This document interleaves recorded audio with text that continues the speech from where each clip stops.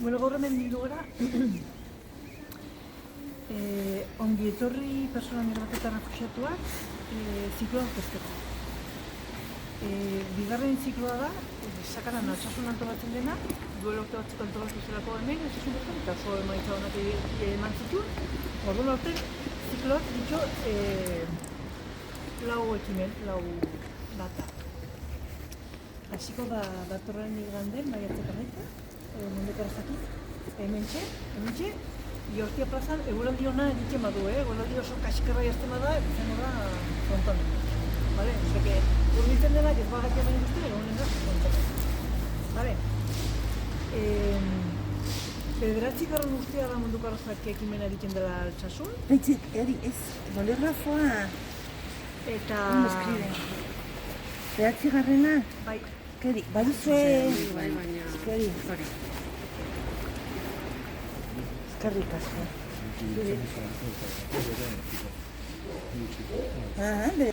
Izen eman da zeuden 12 talde, baina azken orduko kontu partekatik 11 talde izango dira, denak Altsasun bizi dienak. Hemen dagozkegu agin ordezkarietako gu, sukaldaten izango da Sakan Harrera Arana elkartea bera, Zelandi ikastetxea, Altsasungo institutua, Saharako auzoak, Marokoak, Saharako auzoak. Marokosekoak, hemen berien bere ordezkari, Venezuela, Peru, Nicaragua, Siria, eskerrik asko, bai, Errumania, eta Kolombia. Eskerrik asko, bai.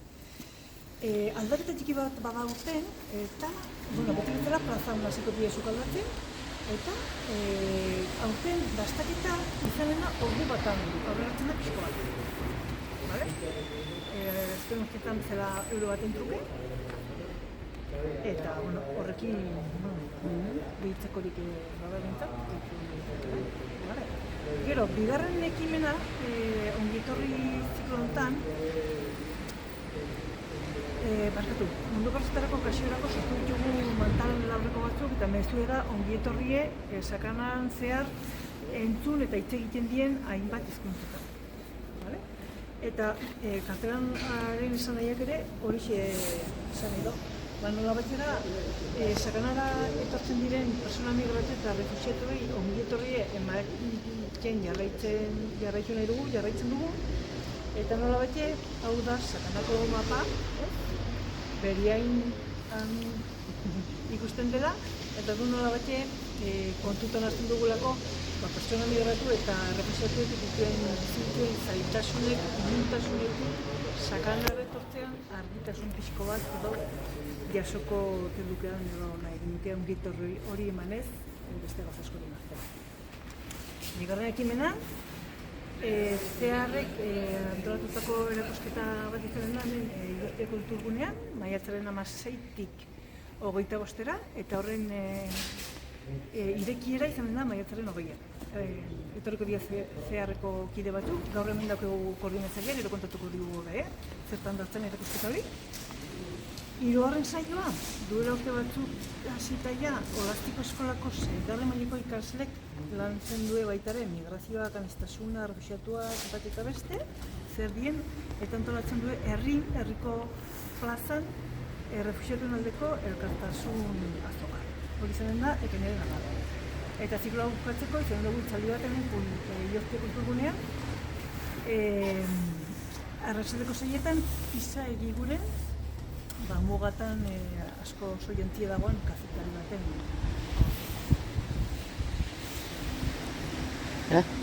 De Altsasu, lo que pasa es que nosotros tenemos las plazas en Pamplona y Comarca.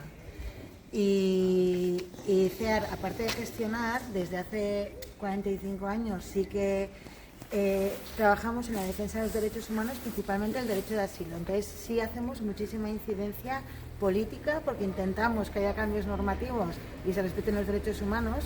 Ahora estamos en un momento muy complicado e intentamos estar ahora en la nueva ley de asilo, todos los cambios que está habiendo en el Pacto Europeo. Y luego hacemos incidencia social y esto es parte de nuestro, que es intentar que las personas también seamos motores de cambio, ¿no? Y que entendamos también qué hay detrás de cada número, de cada persona y de todo lo que mencionamos, de todos los grupos, ¿no? Que se dice refugiados, personas migrantes, menas, todo eso. No, detrás hay una persona, hay una historia, hay un sueño. Entonces, este proyecto, que como digo fue liderado por Aichiber, lo que intenta es precisamente mostrar eso, mostrar que no es lo mismo hablar de Abdul, de María y de Ahmed que hablar de personas refugiadas. Entonces, cada retrato, se ha trabajado en los retratos de las personas que han participado, y lo que han trabajado artísticamente es en expresar sus sueños. Ese sueño que tiene todo el mundo que está llegando es de ese sueño de vivir en dignidad, en vivir en un mundo más justo y seguro, y que no es lo que han podido hacer en sus países de origen, ¿no? Entonces, eso principalmente es intentar siempre cambiar esa mirada que estamos teniendo ya, igual que cuando oímos tantas muertes en el tantos números, ¿no? Tantas personas han muerto en el Mediterráneo. Ay, 100, nos da casi igual. 100, que 70, no sé.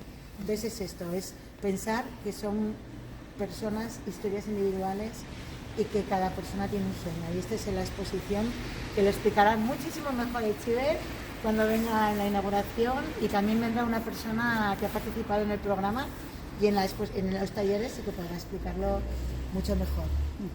Es que ricasco.